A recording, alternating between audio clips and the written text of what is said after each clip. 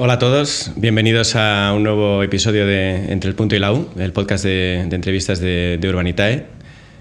Como es habitual, hoy está a mi derecha Sergio Arana, que es nuestro director de Real Estate. ¿Qué tal, Gon? Pues aquí un día más. Encantados. Eso es. Y hoy tenemos el placer de entrevistar a Marcos Sánchez Foncueva, que entre otras cosas pues, es actualmente el gerente de la Junta de Compensación de los Cerros, uno de los desarrollos urbanísticos más grandes de la Comunidad de Madrid, si no es el mayor. Marcos, muchísimas gracias por acompañarnos en este rato hoy. Bienvenido. Gracias a vosotros, muchas gracias por invitarme, un placer. No somos el más grande, el más grande somos quizá del sureste, somos probablemente el más pequeño. Lo que pasa es que estamos hablando de unas dimensiones brutales, porque nosotros somos cerca de 16.000 viviendas, pero te vas a Valdecarros y son 52.000. Pues mira, sí. No sabía ese dato. Antes de meternos en harina con los cerros y demás, pues solemos hacer un repaso de la trayectoria de nuestro invitado. En tu caso es amplia, y yo te quería preguntar, porque tú estudiaste Derecho, pero ¿en qué momento te orientaste o cuándo tuviste tu vocación por el urbanismo, ¿no? Que es a lo que te has dedicado en prácticamente la mayor parte de tu carrera? Sí, pues empezó haciendo la carrera, estudiando la carrera. Yo me fui fan demasiado quizás de una asignatura que normalmente odia a todo el mundo, que es el Derecho Administrativo. Y en Derecho Administrativo tuve un extraordinario profesor que nos habló mucho de urbanismo, y es verdad que el urbanismo en la carrera de Derecho se toca, pero muy tangencialmente. Pero este nos dio mucha caña con el urbanismo y fue un poco a partir de ahí. Aunque en realidad yo empecé desde el punto de vista profesional con temas de juego, de licencias de salas de bingo, etcétera, etcétera. ¿En el ayuntamiento de...? No, empecé por mi cuenta. Sí, monté un despacho con el gabinete jurídico Majadahonda, todavía me acuerdo, con unos amigos, y así empecé. La administración vino después. Antes de nada, también te quería preguntar porque estás activo en diferentes instituciones y foros, como uno de ellos, quizás más relevante, es el de Madrid Foro Empresarial, y quería preguntar también por esta faceta, coordinas ahí la mesa de urbanismo. ¿Cuál es un poco la finalidad y tu labor en ese foro? Pues mira, sobre todo hablar de urbanismo y conectar voluntades. Hacemos una labor de networking muy importante, porque al final el urbanismo lo invade todo, y Madrid Foro Empresarial es un foro de pequeños y medianos empresarios sobre todo, aunque también tenemos grandes empresas, y esos pequeños y medianos propietarios siempre se encuentran cuando empiezan y cuando quieren lanzar proyectos con la piedra del urbanismo, es decir, de una forma u otra, licencias, expansiones, siempre tienen ese problema. Y lo que tratamos es de acompañarles en ese camino y sobre todo de influir hasta donde podemos, que no es poco, pero influir hasta donde podemos tratando con las administraciones, es decir, con las administraciones madrileñas, obvio, porque lo que hacemos es trasladar a la administración cuáles son los problemas que se perciben desde la empresa y desde el pequeño y mediano empresario respecto al urbanismo en general, la ordenación del territorio, en el caso de la Comunidad de Madrid, y les damos esa información que a ellos, que a la administración le es esencial, porque es una información que no es una información sesgada, sino que es una información de primera mano, y con ello tratamos de influir a la hora o en la toma de decisiones, incluso en la elaboración de legislaciones y demás. También he visto, repasando un poco tu currículum, que tienes una faceta relacionada con el arte. Sí, eres miembro de honor de la Fundación Amigos del Museo del Prado, y también estás en el Comité Español de Historia del Arte. Sí. ¿Esto cómo encaja? Pues mira, eso encaja con mi trayectoria vital, si quieres, ¿no? Profesional también, porque yo siempre defiendo que hacer ciudad sin tener contacto con el arte pues no la haces bien. Para mí el arte es un componente esencial de lo que supone construir ciudad. Y sin arte, pues esa ciudad está perdida. Aparte que se ve y se ha visto y lo vemos mucho, ¿no? Afortunadamente ahora se está volviendo, los promotores y el constructor está volviendo a mirar a la arquitectura. La arquitectura, como todo el mundo sabe, es una de las artes y está volviendo a considerar al arquitecto y a su proyecto no como ese coste que tienes que meter en una casilla de Excel y decir este coste lo tengo que soportar sí o sí, sino como una oportunidad para singularizar su proyecto y para hacer las cosas desde un punto de vista también de la estética, ¿no? Que es uno de los aspectos más importantes que trae la arquitectura. Pero en fin, mi historia con el arte es también una evolución, porque yo estudié Derecho, pero mi vocación siempre ha sido el arte, la arquitectura, la historia, etc. Entonces, si todo va bien, este año me graduaré en las tres, en historia, en geografía y en historia del arte. Y es un poco una mezcla de todo eso, ¿no? O sea, que te queda tiempo también para estudiar de vez en cuando. Me queda algo de tiempo, pero la verdad es que es sacrificado, ¿eh? Porque tienes que buscar el tiempo donde no lo tienes muchas veces. Y ahí están las noches, los fines de semana, que no lo puedes utilizar. ¿Y eso cómo lo haces? O sea, ¿cuándo empezaste? ¿Dónde? O sea, me parece increíble, ¿no?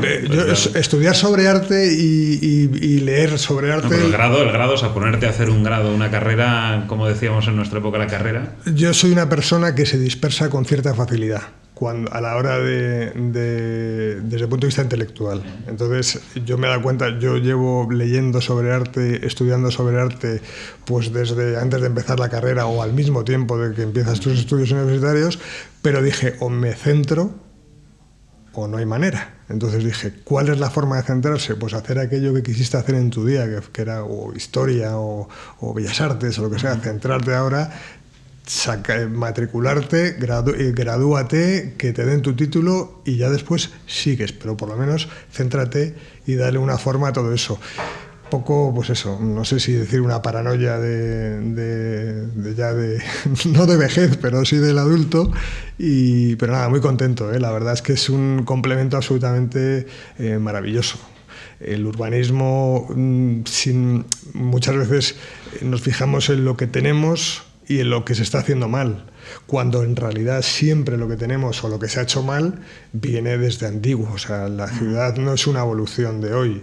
Es verdad que hoy las cosas van a toda pastilla, van súper deprisa, pero esto es un producto de lo que hemos vivido hasta ahora, con lo cual, y ahí pues historia, arte, y en cuanto a la geografía, es un complemento del urbanismo absolutamente esencial también, con lo cual al final todo se amalgama ahí y tiene su sentido. Sí.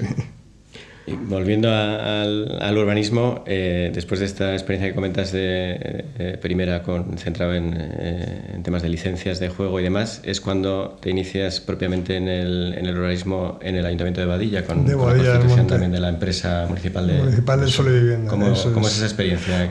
Pues fue todo un poco por casualidad. Yo tenía la suerte de conocer a la alcaldesa de Boadilla del Monte entonces, que era Nieves Fernández Crespo, y conocer mucho a quien ha sido mi mentor, y de lo poquito que sé oído de urbanismo, es casi el 90% gracias a él, que es Francisco Alonso de la Joya, el hijo del maestro Alonso, que era en aquel entonces concejal de urbanismo del Ayuntamiento de Boadilla, y me dijo, venga, vente a ayudarte, que te veo con muchas ganas, vente a ayudarme, y empezamos a ver que estábamos entonces empezando con el Plan General de Boadilla del Monte, aquel que supuso el lanzamiento de Boadilla como una ciudad de primer orden de la corona metropolitana, y así fue. Y nos dimos cuenta de que había una bolsa de suelo extraordinaria por todo lo que era el desarrollo y el planeamiento urbanístico. Se había generado una bolsa de suelo extraordinaria a favor de propiedad del ayuntamiento, y que había que hacer algo con eso. Entonces constituimos la empresa municipal de suelo y vivienda. Después, si no me equivoco, pasas ya a Ferrovial Inmobiliaria en el año 2002, que era entonces una de las promotoras más relevantes, ¿no?, de España. En un año, bueno, unos años, digamos, de gran expansión, entiendo, pero interrumpidos lógicamente por la crisis de 2008. Crisis, sí. Ahí estabas a cargo de la dirección de suelos, ¿no? de la promotora. ¿Cómo fue esa experiencia? Me imagino que la crisis impactó de lleno, estabas ahí hasta 2011. Sí. ¿Cómo fue esa evolución y cómo la viviste tú? Pues mira, la incorporación a Ferrovial fue también, no casualidad, pero fue una decisión muy, muy meditada el salir de la administración porque entendí que debía dar ese paso. Yo siempre digo, me llamó el capital y me fui detrás del capital. Y la verdad es que fue una experiencia extraordinaria. Ferrovial es una grandísima empresa.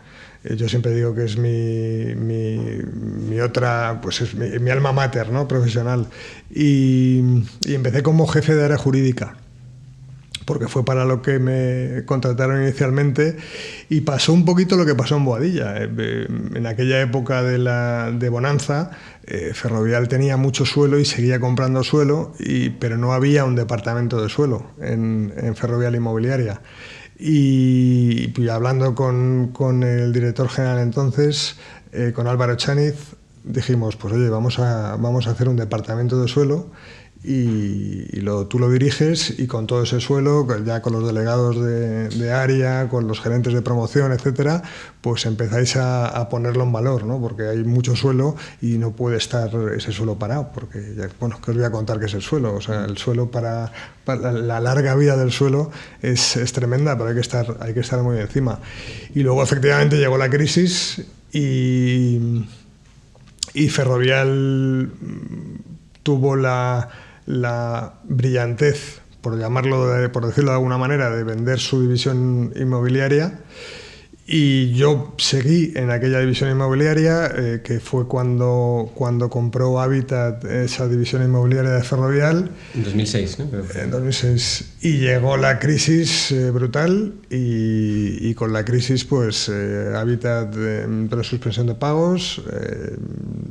Estuvimos levantando esa suspensión de pagos, conseguimos levantar el procedimiento que había, y cuando ya lo conseguimos yo ya había llegado a un acuerdo previo de salida, y así fue.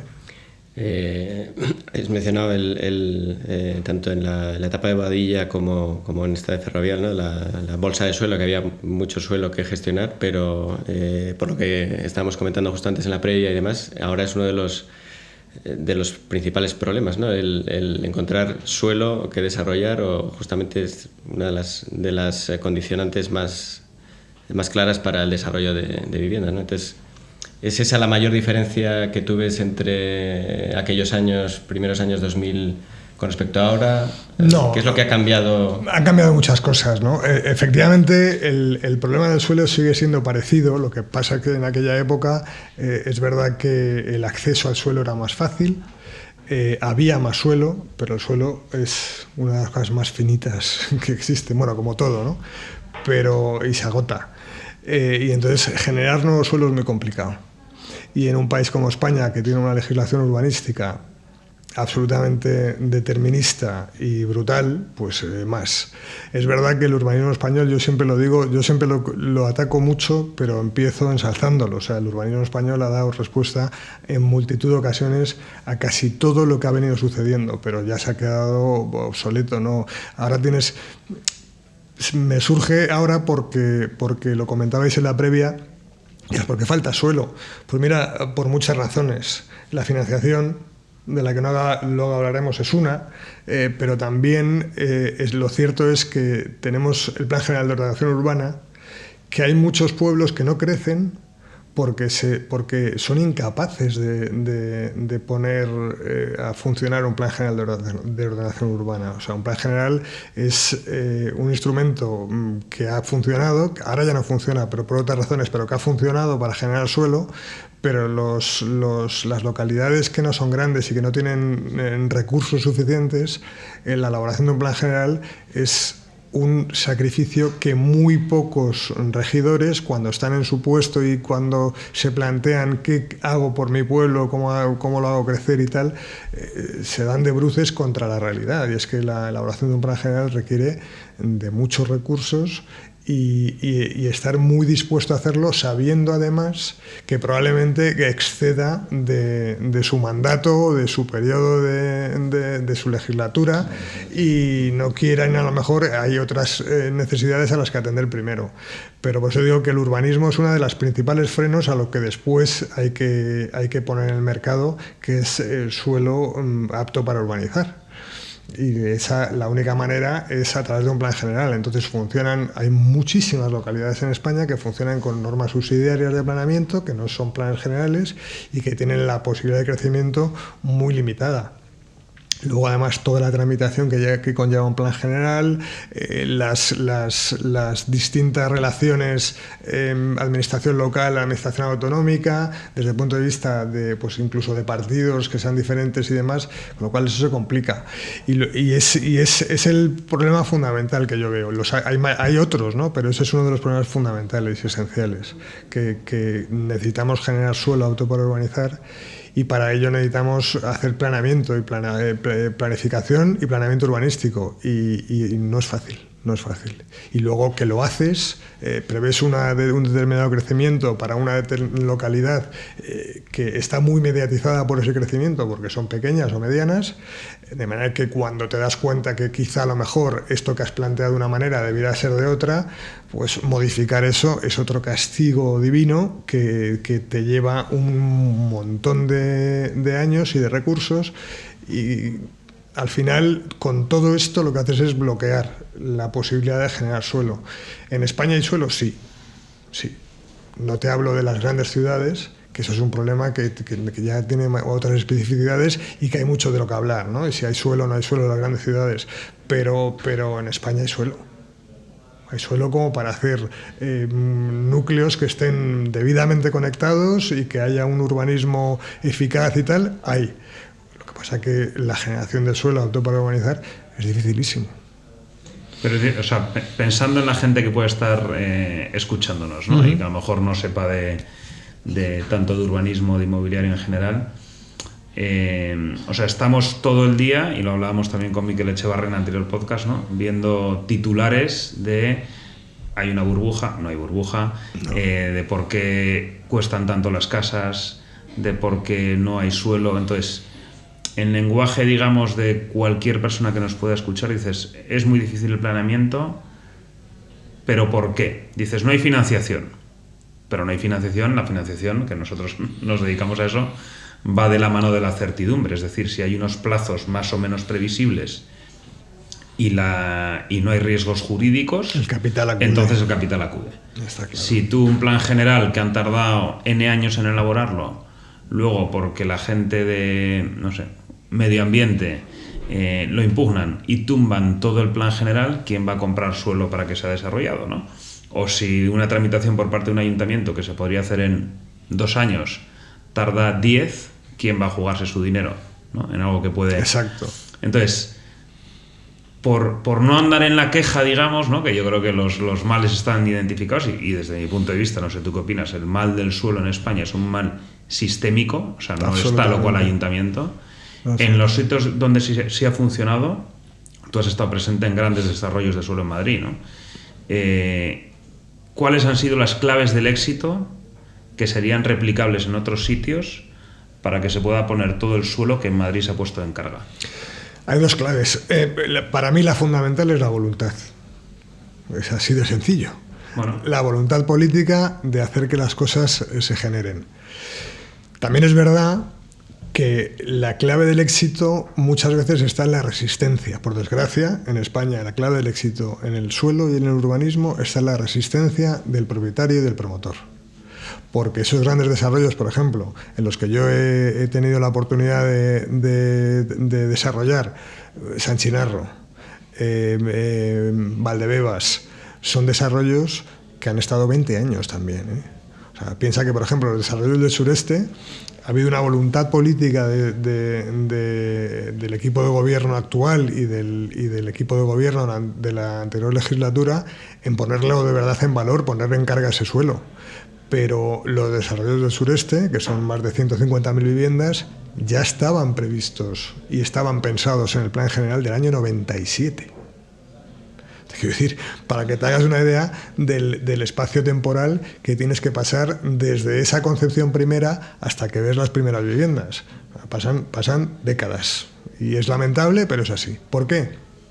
Porque tenemos una legislación urbanística que confunde el ser garantista con la instrumentalización absoluta y total de cualquier procedimiento urbanístico. Es decir, buscas la garantía, buscas evitar muchas veces la corrupción política, se puede hablar con claridad, es decir, la mayor parte de las trabas y del exceso de legislación es para evitar que nadie se pueda mancharse o nadie pueda tener la tentación de mancharse, y eso es así. Pero además después el asunto sectorial, o sea, cada paso que das en urbanismo implica a un montón de sectores, o sea, industrial, tienes que tener todos los servicios previstos, tienes que tener agua, o sea, son capítulos diferentes que se tramitan por su cuenta, o sea, se tramitan de forma independiente, aunque después se unan en uno, ¿no? Y todo eso... y cada uno con su información y con su aprobación y con su... Entonces todo eso empiezas a engordar y te encuentras con un plato que es absolutamente indigerible, o sea que no puedes ni empezar a meterle mano. Y eso es lo que sucede. Clave del éxito, pues resistencia y voluntad, y después hacer las cosas bien. Entonces, en cuanto tienes la posibilidad, tienes que hacer las cosas muy bien y muy deprisa, y eso no es fácil. Yo tengo la experiencia de los cerros, Valdebeba, San Chinarro y otros ámbitos en otros lugares de España, que lógicamente el promotor, el propietario, pide que en las ventanas en que tú puedes de verdad poner en valor todo aquello que se ha construido antes, pues lo hagas con mucha rapidez y de manera eficaz y con muchos recursos, pero eso tiene su complicación. Así que, ya te digo, pero fundamentalmente, por desgracia, sí, porque debieran de ser otras variables, pero yo creo que la variable más importante de la clave del éxito es la resistencia. Fíjate, en el urbanismo en España, hoy por hoy, es así. Y el liderazgo, ¿no? O sea, tiene que haber alguien... Bien, por supuesto. La voluntad va de la mano de que haya personas concretas... Por supuesto. Que quieran impulsar ámbitos, etcétera, etcétera. Exacto, perfectamente matizado, porque no solo es la voluntad política, sino la voluntad del propietario del suelo, de los promotores, de sacar algo adelante, a base de sufrimiento y recursos, efectivamente. Has mencionado ya, ¿no?, tu experiencia primera, no sé, la primera en estos grandes desarrollos es en San Chinarro, que entonces comprendía el desarrollo de más de 13.000 viviendas, y yo quizás una pregunta, porque claro, yo veo esos números y me parecen completamente extraordinarios, ¿no? En Urbanita, que estamos acostumbrados a ver promociones, ¿no?, de a lo mejor 100 viviendas. ¿Cómo se alinean los astros para decir, oye, está planeado aquí no 100 ni 200 viviendas, sino 14.000, con una inversión que puede ser de miles de millones? Has mencionado un poquito, ¿no?, y sobre todo el trayecto en el tiempo, ¿no? Pero ¿cómo se pasa de la idea a que eso efectivamente se haga? Pues ahí entra la otra clave del éxito que no hemos comentado ahora, y que para mí es la fundamental, no porque sea mi trabajo a lo que me dedico, pero creo que es esencial y absolutamente determinante, que es la gestión. Es decir, gestionando, es gestionar, es poner de acuerdo a voluntades, poner de acuerdo a los promotores, a los propietarios del suelo, tratar de racionalizar todos los procesos que antes has sufrido, racionalizarlos para ejecutarlos en el menor tiempo posible, y poco más. Es decir, gestión y eficacia en la gestión.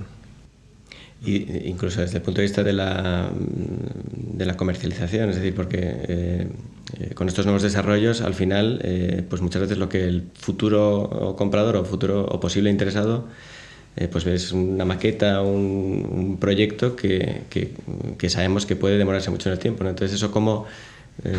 la comercialización es absolutamente esencial, porque es donde tú vas a mostrar aquellos que van en su día a venir a vivir al nuevo barrio, tú vas a mostrar qué es lo que quieres hacer, cómo lo vas a hacer y por qué lo vas a hacer como lo vas a hacer. Y para mí eso es un aspecto absolutamente esencial. Yo siempre he tenido la suerte de estar rodeado de los mejores en cuanto a la gestión comercial y al marketing y a la venta de tu producto, porque al final es un producto más. Entonces, esa comercialización tiene que ser una parte muy importante de la gestión, que tiene que estar, eso sí, separada del promotor. ¿Cuál es otra de las claves del éxito? La profesionalización del sector. Hasta no hace muchos años la gestión la realizaban directamente el promotor o tal. Ahora se busca externalizar los equipos para que tengan una visión verdaderamente global y por encima de las particulares de cada uno de los propietarios y de los promotores en mostrar al mundo qué es lo que estás haciendo y por qué lo estás haciendo así, ¿no? Y esa es otra de las claves del éxito, al menos del éxito, si no del proyecto, sí de la gestión, el saber vender el producto que tú estás construyendo. Y para asegurar que alguien que nos escucha que es consciente porque lo ha vivido o porque simplemente lo lee en los medios, ¿no? La dificultad de acceder a una vivienda en Madrid, digamos que su futuro pasa por este tipo de desarrollos, no iba a decir en la periferia, pero bueno, más alejados. Es, digamos, el único recurso, el único sitio en el que cabe la posibilidad de desarrollar, pues has mencionado, son 150.000 viviendas, ¿no? Entre todos estos desarrollos. Donde hay suelo. Es verdad que, por eso te decía que os comentaba antes que el sureste, los desarrollos del sureste ya están previstos desde hace muchos años. O sea, piensa que en el Plan General del 97 ya los contempla. Y a partir de ahí toda la tramitación que se ha hecho para llegar a donde estamos, ¿no? Además, ciudades como Madrid tienen que compaginar ese crecimiento de la ciudad, porque eso de que se decía antiguamente que Madrid no tiene que crecer más y todo eso, bueno, pues es verdad que una ciudad cuanto más contenida, mejor. Y que llega un momento en que una metrópoli se convierte en un problema más que en una ciudad habitable, ¿no? Pero lo cierto es que si creces por algo, o sea, la atracción de población a las ciudades es absolutamente imposible de parar. Y eso, además, el plantearse eso es absurdo. Una ciudad como Madrid, por tanto, tiene que tener foco en un crecimiento homogéneo y armónico de la ciudad, que se integre plenamente en la malla urbana existente, pero también en la regeneración y rehabilitación de la ciudad existente. En Madrid tenemos una de las actuaciones de regeneración más importantes que se están desarrollando ahora, que es la de Castellana Norte. Eso es cerrar la brecha ferroviaria por el norte de Madrid, darle mucho sentido a la ciudad de Madrid por el norte. Y luego hay que invertir en rehabilitar la ciudad construida. En cuanto a suelo, la capacidad de Madrid de crecer hay que estudiarla. Hay que estudiarla bien. ¿Es posible que crezca Madrid todavía en cuanto a superficie? Sí, es posible, hay suelo. Pero lo cierto es que, por eso os decía antes que la voluntad política, el crecimiento de Madrid por el sureste ahora que es tan importante, está muy bien pensado, está muy pensado y se va a integrar bien en lo que hoy es Madrid. Porque afortunadamente se ha hecho una inversión importante también en movilidad, en vías de comunicación, etcétera, en grandes vías de comunicación y hay posibilidad. Pero desde luego el crecimiento, lo primero que tienes que tener es suelo, como comentabas. Suelo en Madrid hay y después programa, planificar, después planeamiento. Y hay que ir hacia un planeamiento general, como os decía al inicio. Si es un problema en las poblaciones medianas y pequeñas, también lo es en las grandes, porque también te constriñe muchísimo. Entonces, lo que yo creo que se está haciendo bien en cuanto al nuevo Plan General de Madrid, 360, todo esto que se está hablando ahora, primero ha empezado muy bien por el tema de la participación, están dando voz al ciudadano, siempre se la ha dado, también es verdad que ahora decir que antes no había participación sería mentir, siempre la ha habido, pero ahora es verdad que se está enfocando de otra manera.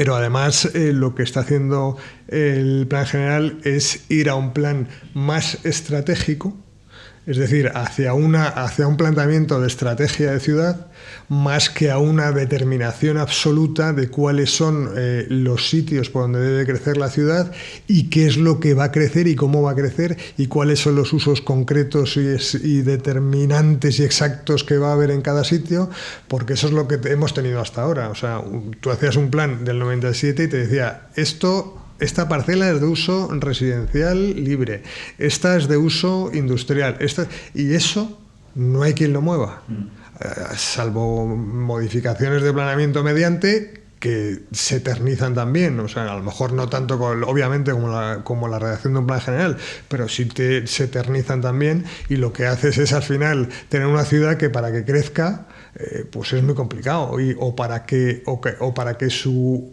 crecimiento sea armónico con el del resto de la ciudad, pues también es muy complicado, porque tienes que ir a modificaciones de planeamiento que son un castigo. Y entonces el actual se está redactando de manera más flexible. Eso es lo que... O más adaptable a las necesidades que vaya teniendo la ciudad. Eso es lo que se nos está trasladando, y yo lo estoy viendo además, primero porque el equipo que ha puesto el gobierno municipal con el nuevo plan es extraordinario, profesionales extraordinarios, y segundo porque lo que ellos dicen, plantean, y además ya lo están explicando, es ir a un plan más estratégico que a un plan de delimitación y determinación de todas las funciones urbanas. Es decir, estrategia de crecimiento, ha de crecer por aquí, de esta manera, de esta otra, pero después la ejecución concreta o la plasmación concreta de esa estrategia de crecimiento se difiere a programas, a planes de otro tamaño, que además tengan en su propia redacción la capacidad de adecuarse a la realidad en cada momento, a la realidad de la ciudad, que vemos que cada vez es mucho más, o sea, las variaciones de población desde el punto de vista demográfico. Pastilla, entonces claro, la sensación es como que el urbanismo no tiene la capacidad de reacción ante los cambios de hábitos, los incrementos rápidos de población, como pasa en Madrid, ¿no? Que no sé cuánta gente nueva viene al año a Madrid, pero es tremendo, ¿no? Sí, sí. Y a veces como que no hay capacidad de respuesta ante eso, ¿no? Eso es. Y por eso la vivienda está caragón, es lo que siempre decimos, ¿no? Sí. Falta oferta y la demanda no hace más que crecer. Entonces hay que ver cómo la oferta nutrirla con más agilidad. Pero es que además esa ley de oferta y la demanda en la vivienda es absolutamente... O sea, funciona como un reloj. Nunca ha dejado de funcionar, y que nadie se engañe, no dejará de funcionar nunca. Por muchas trabas que pongas, o por muchas limitaciones que pongas, o por muchas regulaciones que traten de paliar o de compensar esa ley de oferta y la demanda, cuanta más demanda haya y la oferta sea más escasa, el producto se encarece. Pero si es que eso ha pasado desde el principio de los tiempos y seguirá pasando. Si es que es... Nos decía el otro día Miquel Echavarren que el problema de la vivienda no se podría resolver de ninguna manera en Madrid en 10 años. No, y Miquel además funciona, conoce muy bien los datos y sobre todo los trabaja bien, pero es que es efectivamente así. O sea, la afluencia de ciudadanos que pretenden establecer su residencia en Madrid año a año está por encima de las 100.000. Entonces eso... solo eso ya te dice que algo hay que hacer a ese respecto. Que la solución no es fácil. ¿Yo la tengo? No. Yo tengo ideas de cómo puedes llegar a hacer que determinados sitios o espacios de Madrid crezcan o no, o armonizar. Pero asumir todo ese tipo de... Ahora, que también es un poco absurdo, quiero decir, que tampoco hay que llevar la cuestión al absurdo, es decir, es un problema que no tiene solución. Bueno, no tiene solución, pero lo que tienes que resolver... O sea, por eso digo que si tú haces las cosas con visión de ciudad, después bajas a la visión de cuántas unidades. Lo que no se puede hacer tampoco, que también se ha hecho en España, y las cosas hay que contarlas como son, es, oye, voy a hacer 3.000 viviendas, o 4.000, o 5.000, y desde ahí. No, es mejor ir al menos al inicio de arriba abajo. Y eso es lo que tiene que hacer un plan general, ni más ni menos. Has mencionado también antes la financiación, que es obviamente uno de los... algo que conocemos bien en Urbanitae. Cuando hablamos de desarrollos de 14.000 viviendas, ¿cómo se movilizan? En el caso de los cerros creo que son 3.000 millones de euros de inversión. Iniciales, eso... Iniciales. Sí. Imagino que tampoco en la alineación de factores, ¿cómo se trabaja esa captación de financiación o cómo funciona ese proceso? Mi problema inicial es financiarme yo, es decir, financiar la urbanización y financiar lo que estoy ejecutando. Es cierto que en Los Cerros tengo la fortuna, tengo muchas cosas no tan buenas, pero tengo la fortuna de tener grandes promotores detrás. Entonces, la financiación de la urbanización es más sencilla porque tienes grandes promotores que saben cuáles son, que tienen buena gestión y buena programación de recursos y de resultados, y te van surtiendo, por decirlo de alguna forma, de esos recursos que tú necesitas para terminar la urbanización y que se implanten las viviendas, ¿no? Es verdad que los recursos no son infinitos. Y que es verdad que las peleas, porque claro, cuando un gestor urbano, su obligación es pretender hacer lo mejor posible la ciudad mejor posible, con la mayor calidad posible. El promotor llega donde llega, en fin. Pero es verdad que la financiación de lo que es previo a mi trabajo, la compra del suelo, pues es muy complicada. Porque cuando tú vas a financiar un suelo, una entidad lo primero que te dice es, a ver, ¿cuándo, cuánto y cómo? Y tú le puedes decir cómo, pero cuándo y cuánto... Claro, eso es muy complicado, ¿no? Entonces, y luego la financiación de las promociones, pues es más sencilla, pero entre comillas la palabra sencilla, porque financiar una promoción todo el mundo sabe que tampoco no es una cuestión fácil. Pero financiar el suelo es muy complicado, porque la compra del suelo es una compra de riesgo muy difícil de medir. Yo no digo que sea mucho o poco riesgo, pero es muy difícil de medir, porque cuando a ti te dan dinero y esperan un retorno, pero tú no sabes o no tienes capacidad para asegurar que el retorno se va a producir en determinado momento... Pues... A mí, sobre todo, corrígeme si me equivoco, pero me parece más difícil de financiar todo lo que sucede antes de que el proyecto de urbanización esté aprobado. O sea, aunque luego urbanizar es caro, pero ya hay más, volvemos a lo del principio, ya hay más certidumbre de plazos. Exacto. Y además en muchos casos se puede hacer a la vez la urbanización, que para quien no entienda qué es la urbanización es poner básicamente aceras y farolas, ¿no? Todo lo que va por debajo. Eso es. Ahí hay más certidumbre de plazo, pero hasta que se llega a aprobar el proyecto de urbanización y también el de reparcelación, etcétera, ahí pueden pasar 10, 15, 20 años, que a mí eso me parece infinanciable, sinceramente, porque es muy difícil. Hay incertidumbre temporal y jurídica. Y dices, no, que lo paguen los pequeños propietarios, porque normalmente muchas bolsas de suelo históricamente están en manos de pequeños propietarios. Pero, y si no quieren o no pueden, claro, ¿y qué hace el ayuntamiento? Nada. Al ayuntamiento hay que darle su parte del aprovechamiento que le corresponde por ser ayuntamiento, ¿no? Entonces yo creo que ahí se producen en muchos sitios unas situaciones de bloqueo, porque nadie tiene ni voluntad, ni liderazgo, ni paciencia, ni capacidad económica para impulsar eso.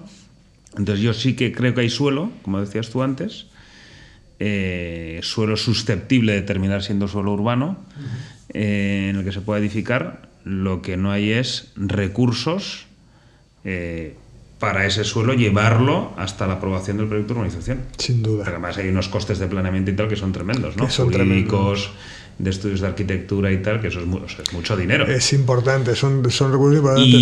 Y a mí me parece que hay una laguna en nuestro sistema urbanístico que dices, no, que lo pongan los bancos, pero si es que a lo mejor quedan un préstamo a 20 años. Claro. ¿No? Y un préstamo a 20 años que es que es absurdo, es decir, es llevar las cosas al absurdo. Cuando tú pides dinero para comprar un suelo es porque vas a hacer una promoción con tantas viviendas, tanto tal. Entonces, el periodo de generación del producto final es tan incierto que yo lo entiendo perfectamente, como dices tú, infinanciable. Bueno, ahora empieza a haber vehículos que se van especializando en ese tipo de financiación, ¿no? Pero es muy complejo porque... Pero van a pedir certidumbre, entonces o los ayuntamientos pasan por el aro y las comunidades autónomas, o si no, esos vehículos durarán una vuelta, o sea... Exacto.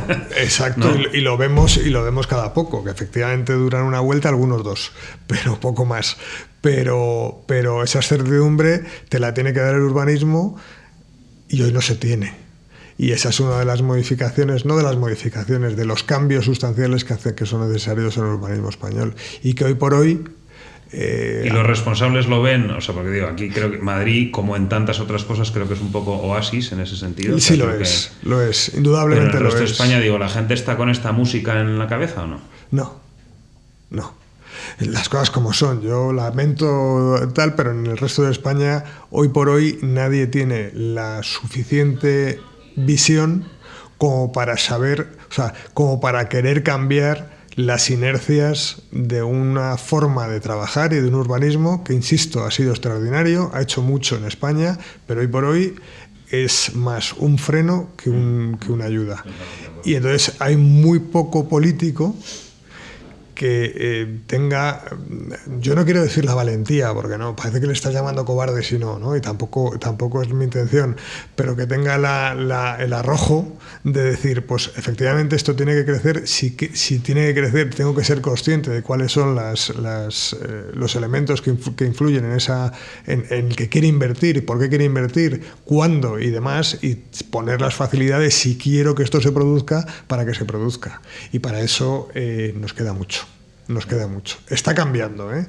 Insisto, y es lo que te decía antes, resistencia y voluntad. Pues la resistencia del inmobiliario español es absolutamente evidente, porque hemos llegado aquí gracias a las empresas promotoras españolas, eso es una cosa que no tiene vuelta de hoja, y la voluntad. Empezamos a ver que hay voluntad en determinados políticos. No te quiero hablar de partidos, de ideología, ¿no? Eso es absurdo. Podemos hablar, pero eso nos llevaría... Pues fíjate, me estáis trayendo al podcast por lo menos 3 meses seguidos. Pero efectivamente hay que tener la intención de cambiar.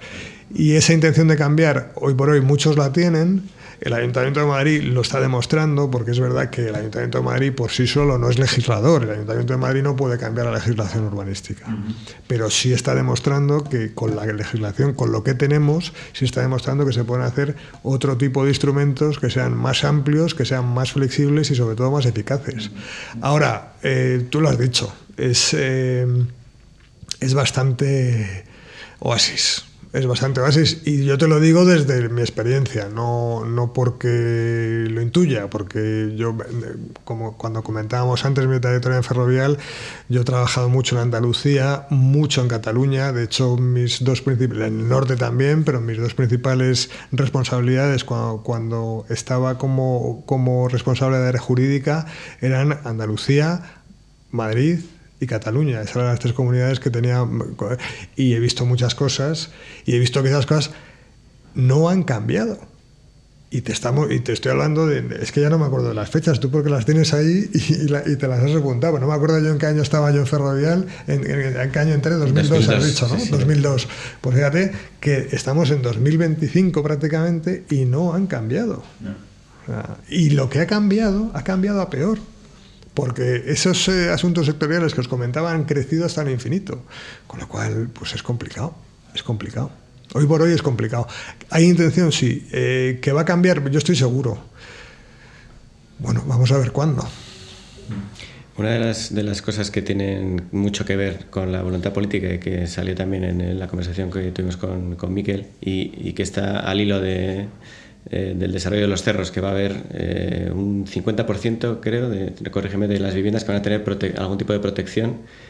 Eso depende, no sé si al 100%, de las decisiones de las administraciones y de que esas viviendas con protección sean económicamente viables para quien tiene que desarrollarlas, ¿no? Exacto. Tú planteas primero cuáles son o cuál es el rango o el volumen de vivienda protegida que vas a promover en determinado desarrollo. Luego solo puedes cambiar instrumentos para aumentarlo y demás, nunca para bajarlo, pero sí puedes aumentar el volumen y demás.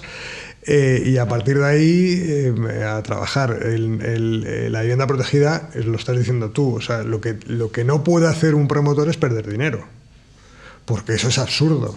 Y el promotor lo que sí pretende es que con su vivienda libre y su vivienda protegida ir trabajando para ir, obviamente, ganando dinero, que para eso es para lo que está un promotor inmobiliario. Y a partir de ahí, lo que sí ha cambiado afortunadamente es el precio del módulo, que la Comunidad de Madrid lo ha subido un poquito. ¿Hubiera sido deseable otro tipo de modificación o ser un poquito más tal? Pues quizá, pero esto es suficiente para que al promotor le vuelva a interesar hacer vivienda protegida. Y cuando digo interesar vivienda protegida al promotor, lo que te estoy diciendo es que no pierda dinero. Porque, o por lo menos que lo que gane sea suficiente como para meterse en otra promoción de vivienda protegida. Porque si no, obviamente estás bloqueando la generación de vivienda asequible. Y eso es lo que ha pasado durante muchos años. Que es verdad que hasta la actualización del módulo era prácticamente imposible. Pero es que ese es otro tema, cuando antes decías un plan más estratégico, más flexible y tal. Pues los métodos de cálculo del módulo a lo mejor tendrían, no sé, que ser más flexibles también. Hay formas de hacerlo más flexible. Tiene que hayamos estado durante tantos años sin hacer vivienda protegida porque el módulo estaba por debajo del coste de construcción. Claro. O sea, ya no había ni margen para el promotor ni valor para el suelo. Ni o sea, valor para, por debajo del coste de construcción. Exacto. Pues tiene poco. Y esa es una parado, de las... Y parado. Sí. Claro, esa es una de las cosas que deben de cambiar. Porque desde luego hoy por hoy, hasta que no se produzca una nueva modificación o una modificación legislativa, normativa, que contemple una subida, pues estaremos con este precio del módulo. Yo creo que eso, fíjate, entronca justamente con lo que has dicho antes de que se necesita cierto arrojo para decirles a los ciudadanos, en este caso, no ya que el problema de la vivienda va a tardar 10 o 15 años, sino cosas que no son evidentes a priori, pero que son la realidad. Es decir, no se pueden hacer viviendas protegidas si el precio no refleja la realidad, es decir, si el promotor pierde dinero. Y por eso, que ahí viene la parte difícil, es decir, oye, tú tienes que transmitirle a los ciudadanos que estás subiendo el precio, pero para que se puedan llevar a cabo meramente, o sea, no por una cuestión No, esto es, efectivamente, aquí no hay especulación, ni hay el mercantilismo salvaje, aquí lo que hay es el riesgo que muchos no están dispuestos a correr. Hay racionalidad, es decir, yo no puedo poner vivienda que no pueda construir, y si voy a perder dinero, obviamente no lo hago, pero es que eso es de cajón. No, obviamente no lo hago. Bien, es verdad que hay muchas fórmulas, ¿no? Pero la base, o sea, una estrategia primera es, si pongo vivienda, es porque el que la va a hacer no va a perder dinero. Eso es evidente. Y efectivamente sí pasa, que hasta ahora yo creo que el volumen de vivienda protegida que van a poner los desarrolladores del sureste ahora en el mercado es muy importante. Escaso, pues lo que os decía Miquel el otro día, y la cruda realidad, la demanda y demás, escaso. Pero va a contribuir muy mucho a contener primero el precio y segundo a racionalizar mucho el mercado de la vivienda. Porque contrariamente a lo que se piensa la gente, que donde hay vivienda libre, si metes vivienda protegida, devalúas la vivienda libre, eso se ha demostrado que no es así. Sí, te iba a decir también porque justamente leí hace poco las viviendas en estos desarrollos del sureste, de los Berrocales, el Cañaveral y los Cerros, tampoco es particularmente barato. O sea, es una de las zonas donde también está subiendo más el precio del metro cuadrado. Entonces, ahí quizá también hay una tensión, no sé si es porque la demanda sigue superando o sigue siendo... pues eso, mucha mayor que la oferta disponible a pesar de todos estos nuevos desarrollos. Lo digo desde el punto de vista de, pues esto, ¿no? del potencial comprador que ve que bueno, están haciéndose cosas, pero que tampoco son, lógicamente, no son baratas, ¿no? No son particularmente. No. Entiendo que también las calidades no tienen nada que ver con la vivienda usada. La planificación que hay en el caso de los cerros con las zonas verdes y demás, todo eso tiene un valor que lógicamente no se puede regalar, ¿no? Pero claro, estamos viendo que es verdad que son que las viviendas no puede... parece imposible que el precio vaya a contenerse ni siquiera en estos nuevos planteamientos. Lo que pasa es que, o sea, esto que estás afirmando, que efectivamente es así, te lleva ya a consideraciones macro, es decir, es caro, ya... Pero es caro porque es caro. No es barato relativa, con relación a lo que, claro, a lo que se pero puede... ¿dónde están los sueldos? ¿Por qué están los sueldos? Claro. Mercado laboral, etcétera, acceso a primer empleo. O sea, hay muchos factores que te van a influir en ¿Cuánta parte de ese, que lo hablábamos con Miguel el otro día, cuánta parte de ese precio caro son impuestos? ¿Cuánto se va a las arcas públicas? O sea, que al final la fiscalía de la vivienda es tremebunda. Es criminal. Y además desde el inicio, porque no solo cuentes los de la edificación, cuéntalos ya desde el suelo y toda la evolución. Y los metros que hay que ceder al ayuntamiento, que eso vale dinero. Que eso es, bueno, no lo llames fiscalidad, pero lo puedes meter en ese saco. Bueno, eso es a lo mejor un poco demagógico, ¿no? Que metamos las cesiones en el saco de la fiscalidad. Bueno, no es demagógico. Es decir, es dinero que sale del bolsillo privado y va al bolsillo público. Exacto. ¿Qué sucede además con eso? Las cesiones. Las cesiones es un problema importantísimo también porque es producto de la estandarización y la no posibilidad de modificar esa estandarización. O sea, te ponen unos estándares... ¿A qué refieres con las cesiones? Pues el plan general te dice, tienes que ceder el aprovechamiento tipo famoso, ¿no? Que es lo primero que estudiamos los técnicos urbanistas para definir hasta dónde puedo llegar y tal. Bueno, pues... claro, si tú tienes unos estándares o un número que tienes que cumplir de cesiones y para cambiarlo eso tienes que hacer una modificación de plan, pues claro, te encuentras con grandes desarrollos en los que una parte muy importante de superficie es dotacional pública, es decir, es el producto de esa cesión al ayuntamiento. ¿En Madrid se está poniendo remedio? Sí. Ahora, el otro día se presentaba el plan que mediante los derechos de superficie va a poner vivienda protegida en el mercado del ayuntamiento y tal y cual.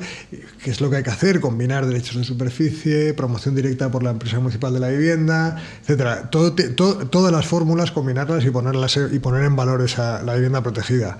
Pero es lo que tiene, o sea, tú la vivienda protegida, hacer vivienda protegida es complicado y luego el que esa vivienda protegida la pongas en el mercado es más complicado. Y cuando tienes, te decía, grandes parcelas dotacionales muertas de pena, pues oiga, póngalo en valor. ¿Lo está haciendo el Ayuntamiento de la Comunidad? Sí, ¿no? Lo hemos visto, la Comunidad del Ayuntamiento llevan 2 años poniendo en valor esas grandes parcelas que tienen de dotacional, que dice, o sea, que no de dotacional, de proveniente, perdón, hablar con propiedad, proveniente de cesiones, que la tienen que poner en valor de alguna manera, pero es que ahí, o sea, en los grandes desarrollos, que son hijos de aquel plan general del 97 que os comentaba, tienes parcelas municipales, pero que no te puedes imaginar, que es que ni el ayuntamiento más rico del mundo, ni el más rico del mundo, sería capaz, pero vamos, ninguno, de darle un contenido a esa superficie de suelo que tienen.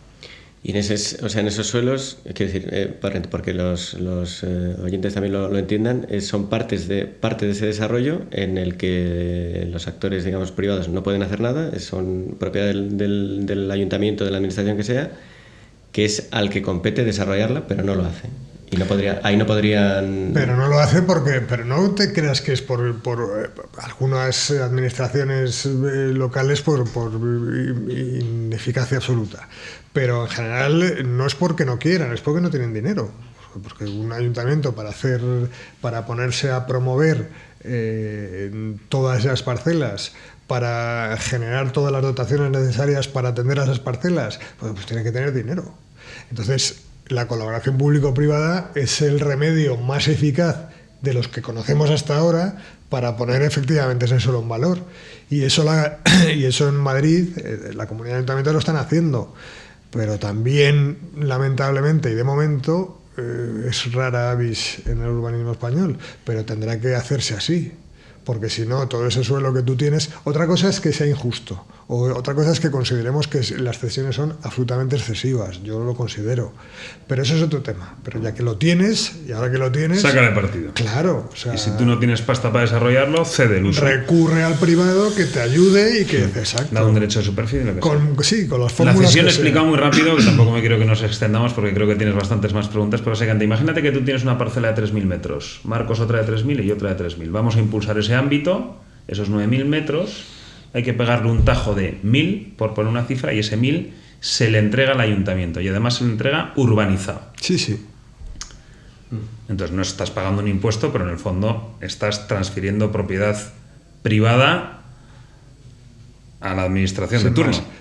Urbanizar. Es que lo has matizado muy bien. Urbanizar Claro, es que entonces, tú has pagado todos los costes. Entonces tú de ahora ese donde suelo. tenías 3.000 vas a tener 3.000 menos los 333 que les da el ayuntamiento. Y además muchas las tiene el ayuntamiento en su propiedad, pero sin utilizar. Con lo cual es Eso fantástico. es. O sea, has hecho un pan con tortas. Sí, sí. Marcos, te quería preguntar también por... tienes una amplia experiencia, San Chinarro, Valdebebas, Los Cerros. Yo te quería preguntar por si en alguno de esos 3 proyectos o en alguna vez te has visto con un reto, con un desafío que digas, joder, hemos llegado a este punto y no veo la manera de avanzar, o algo que te haya hecho decir, mañana no sé qué, Me río qué vamos a hacer. O esto así todos los días. Todos los días. O sea, ese es mi día a día, esa es mi vida. Es muy complicado. O sea, hacer ciudad hoy en Madrid, en España, es muy difícil. Porque te encuentras con multitud de historias muy complejas, de muy difícil solución. Pero de muy difícil solución. Y todos los días, o sea, yo me encuentro todos los días. Lo que pasa que es verdad que luego al final eso, cuando vas viendo resultados, la satisfacción es inmensa. Yo por eso siempre digo que soy un afortunado y vamos, pero de los más afortunados del mundo, porque no hay cosa más bonita que hacer ciudad, ¿no? Entonces la satisfacción de empezar a verlo aquello, pues es muy grande. Pero te encuentras con problemas muy serios todos los días y casi siempre vienen por los mismos sitios. O por cuestiones de tramitación administrativa, por cuestiones de la administración. No estoy diciendo que la administración sea mala, que luego siempre me dicen que no, pero la administración no es mala, la administración hace lo que debe hacer y aplica la legislación y la normativa que tiene que aplicar. Vale, pero yo me refiero entonces a eso, a ese paso anterior, a esa forma de hacer las cosas. Pero es muy complicado, se te complica la existencia, todos los días tenemos problemas con todas las administraciones y es muy complicado. Luego además hay otra cosa de la que siempre me dicen que no debo hablar tanto, pero las compañías suministradoras. Todo lo que es sectorial, o sea, luz, agua. Al final te estás enfrentando con monopolios de facto prácticamente. Se reparten el pastel, que me parece muy bien, y dentro de cada... tú estás de la mano de una compañía que es la que manda. Y muchas veces nos quejamos del ayuntamiento. Y decimos, joder, es que el ayuntamiento me está parando esto. Pero es que la mayor parte de los problemas, o los problemas más complicados hoy, muchas veces vienen de parte de este tipo de empresas que debieran corresponsabilizarse en la generación de ciudad. Porque la ciudad no es cuestión del promotor o del propietario del suelo que se atreve, que es valiente, que quiere hacer promover a pesar de los pesares y tal. No, la ciudad es de todos los que hacemos ciudad y estas compañías hacen ciudad. Pero no tienen una responsabilidad, no hay una corresponsabilidad con la administración y con el promotor para hacer la ciudad en los tiempos que sean medianamente razonables. Entonces te encuentras con una serie de problemas tremendos. Luego, pues la ejecución de obras de urbanización, pues muchas veces es muy compleja. Es verdad que cada vez es más sencillo porque cada vez tienes más mecanismos para saber qué es lo que hay de verdad en lo que vas a urbanizar, pero otras veces es más complicado preverlo y te encuentras de todo, ¿no?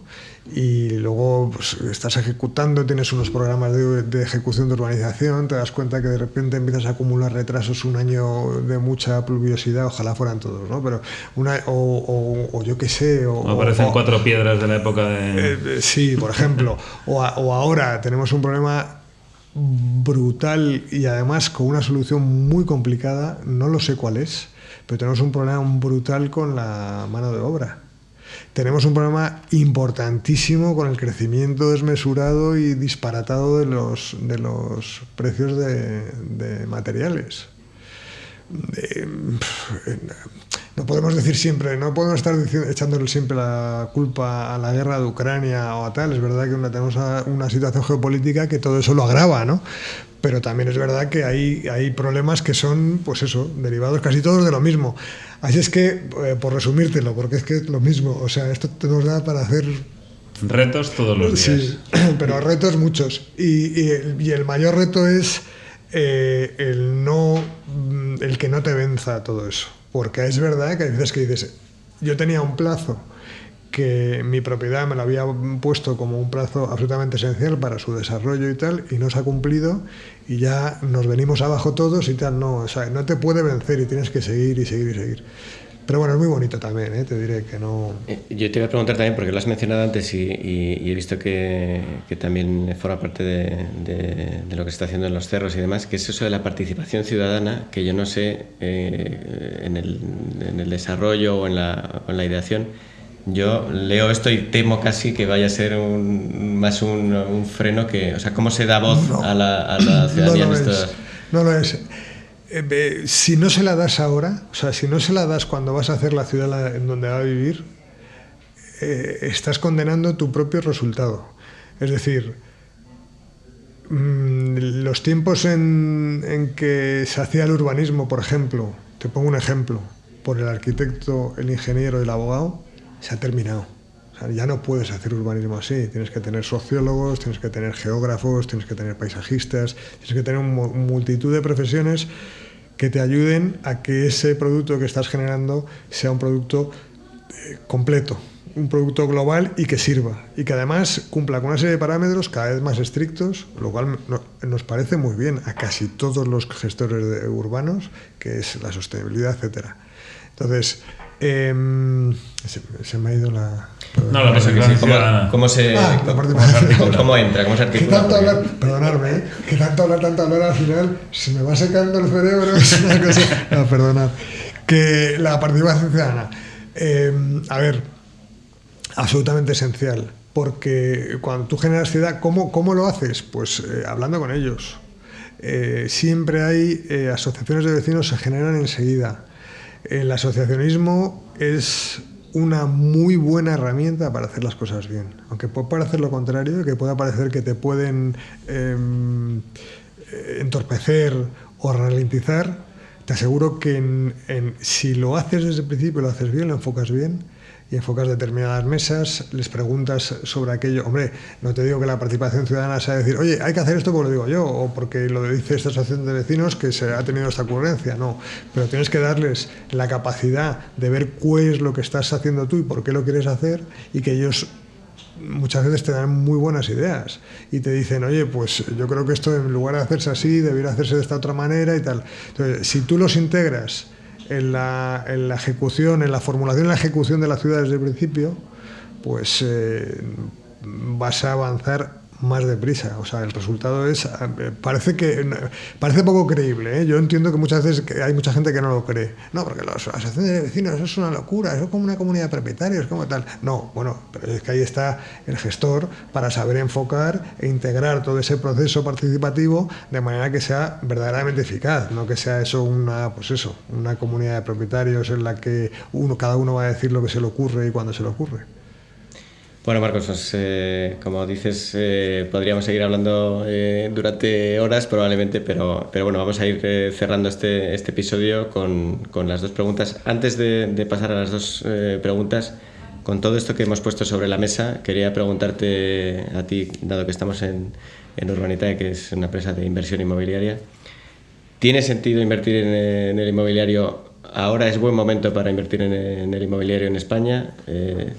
¿Cómo la ves? Yo creo que sí lo es, porque toda inversión... Me voy a permitir, si me permitís, reflejar por qué es importante invertir con los números que vosotros proporcionáis, o sea, con la rentabilidad que vosotros dais.